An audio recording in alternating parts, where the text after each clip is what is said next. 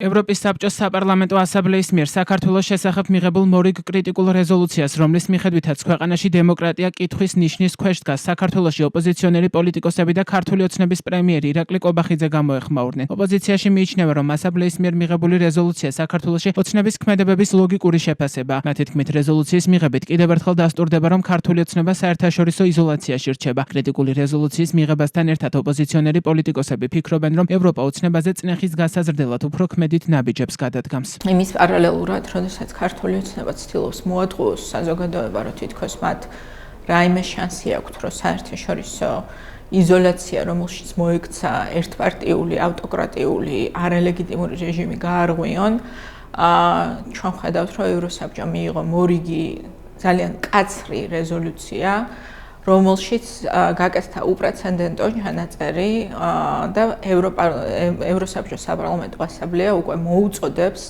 ევროსაბჭოს წევრ სახელმწიფოებს, რომ დაიწყოს სახელმწიფოთა შორისი პროცედურა და ფაქტიურად სარჩელი შეიტანოს ივანიშვილის რეჟიმის წინააღმდეგ სტრასბურგის სასამართლოში.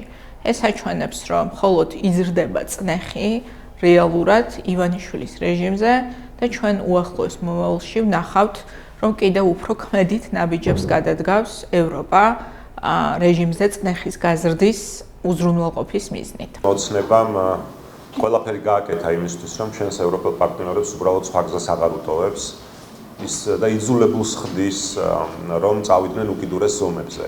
ხეის რომ საქართველოში ადამიანის უფლებები ირღვევა გვაქვს სერიოზული უკუსვლა დემოკრატიული განვითარების გზაზე და ზოგადად არც სამართლიანი სასამართლო გვაქვს, არც თავისუფალი არჩევნები გვაქვს და არც კანონის უზენაესობა გვაქვს, ეს ყველამ კარგად იცის და სამწუხაროდ ოცნება ამას მიზანმიმართულად აკეთებს. რადგან მისთვის საკუთარი ხელისუფლების და ძალაუფლების შენარჩუნების ერთადერთი გზა გადის ამ ქვეყნის იზოლაციაზე. ამიტომ არ ჭირდება მას იყოს თანამედროვე ცივილური დემოკრატიული სამყაროს ნაწილი, რადგან როგორც კი ამ ქვეყანაში დადგება ნორმალური დემოკრატიული მმართველობა, როდესაც სახელმწიფო ინსტიტუტები გათავისუფლდებიან პარტიული ზემოქმედებისგან და არაფორმალური გავლენებისგან, რა თქმა უნდა, ოცნება ძალიან მალე დაკარგავს ხელისუფლებას. ევროპის საბჭოს საპარლამენტო ასამბლეის მიერ მიღებულ რეზოლუციას ოცნების პრემიერი ირაკლი კობახიძე ქართველ ხალხზე თავდასხმად აფასებს. ოპოზიციისგან განსხვავებით, კობახიძე ფიქრობს, რომ რეზოლუციის ტექსტი კრიტიკას ვერ უძლებს და ეს მისი შეფასებით ევროპის მძიმე ბიუროკრატიულ მდგომარეობაზე მიუთითებს. რეზოლუცია კიდევ ერთხელ გვიჩვენებს იმ მძიმე მდგომარეობას, რომელიც არის შექმნილი დღეს ევროპულ ბიუროკრატიაში, მათ შორის კონკრეტული ჩანაწერებია, რომლებიც კრიტიკას ვერ უძლებს.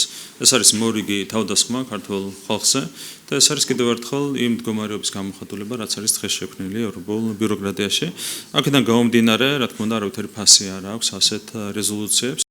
ევროპის საბჭოს საპარლამენტო ასამბლეამ საქართველოს შესახებ რეზოლუცია სახელწოდებით დემოკრატიისა და კანონის უზენაესობის მხარდაჭერა საქართველოში 2 ოქტომბერს მიიღო. მას 77-დან მხარის 68 დელეგატმა დაუჭირა. 7 წინააღმდეგ წავიდა, 2 კი თავი შეიკავა. რეზოლუციის მიხედვით საქართველოს ხელისუფლებას სისტემატურად უგულებელყოფს ასამბლეის შეშფოთებას და რეკომენდაციებს საქართველოში დემოკრატიული კრიზისის შესახებ. რეზოლუციის პროექტის თანახმად სწრაფი დემოკრატიული უკუსვლა იმდენად გაგრძელდა, რომ ახლა საქართველოში დემოკრატიის არსებობა კითხვის ნიშნის ქვეშ დგას. ასამბლეა გმობს განსხვავებული პოლიტიკური აზრის მქონე ადამიანების დევნას, მათ შორის რეპრესიული კანონმდებლობის მიღებით და სამოქალაქო საზოგადოების დამოუკიდებელი მედიის, ოპოზიციური ძალებისა და ცალკეული მომიტინგეების წინააღმდეგ პოლიტიკურად მოტივირებული სამართლებრივი დევნის ბოროტად გამოყენებით. რეზოლუცია კიდევ ერთხელ გმობს საქართველოში ოპოზიციის წევრების, ჟურნალისტებისა და სამოქალაქო საზოგადოების წარმომადგენლების პოლიტიკურად მოტივირებულ დევნას. რეზოლუციის პროექტში საუბარია 4 ოქტომბერს დაგეგმილ ადგილობრივ თვითმმართველობის არჩევნებზეც და ნათქვამია, რომ ახალი ჭეშმარიტად დემოკრატიული არჩევნებისთვის ხელსაყრელი საარჩევნო გარემოს შესაქმნელად მათი მოწოდება არ შესრულდა. რეზოლუციის პროექტის დასასრულს ასამბლეა მიმართავს ევროსაბჭოს წევრ ქვეყნებს და აკეთებს მოწოდებას, რომ გამოიყენონ ყველა საშუალება მიმართონ ადამიანის უფლებათა ევროპულ სასამართლოს საქართველოს ხელისუფლების მიერ ადამიანის უფლებათა რღვევის გამო.